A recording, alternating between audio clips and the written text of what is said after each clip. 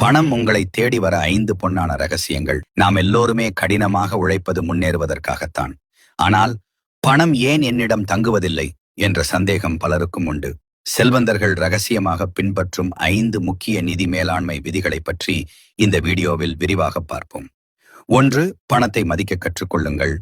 சிறிய தொகையை அலட்சியப்படுத்துபவர்களிடம் பெரிய செல்வம் ஒருபோதும் சேராது. 2. உணர்ச்சியில் முடிவெடுக்காதீர்கள். கோபம், அவசரம் அல்லது அதிகப்படியான மகிழ்ச்சியில் எடுக்கும் நிதி முடிவுகள் பெரும்பாலும் நஷ்டத்தையே தரும். எந்த ஒரு பெரிய செலவு அல்லது முதலீடு செய்யும் முன்பும் 24 மணி நேர விதியை பின்பற்றுங்கள். ஒரு நாள் முழுமையாக யோசித்த பிறகு எடுக்கும் முடிவு உங்கள் பணத்தை வீணாகாமல் தடுக்கும். 3. சேமிப்பிற்கு முன்னுரிமை கொடுங்கள். சாதாரண மனிதர்கள் செலவு செய்தது போக மீதமுள்ளதை சேமிப்பார்கள். ஆனால் வெற்றியாளர்கள் வருமானம் வந்தவுடனேயே சேமிப்பை ஒதுக்கி வைத்துவிட்டு மீதமுள்ள தொகையில்தான் செலவுகளை திட்டமிடுவார்கள்.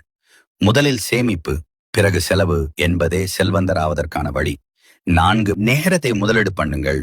பொழுதுபோக்கிற்காக நேரத்தை வீணாக்காமல் தினமும் ஒரு குறிப்பிட்ட நேரத்தை உங்கள் முன்னேற்றத்திற்காக பயன்படுத்துங்கள். ஒரு புதிய கலையை கற்பதோ அல்லது உங்கள் வேலையில் திறமையை வளர்ப்பதோ எதிர்காலத்தில் உங்கள் வருமானத்தை பல மடங்கு உயர்த்தும் முதலீடாக அமையும். 5.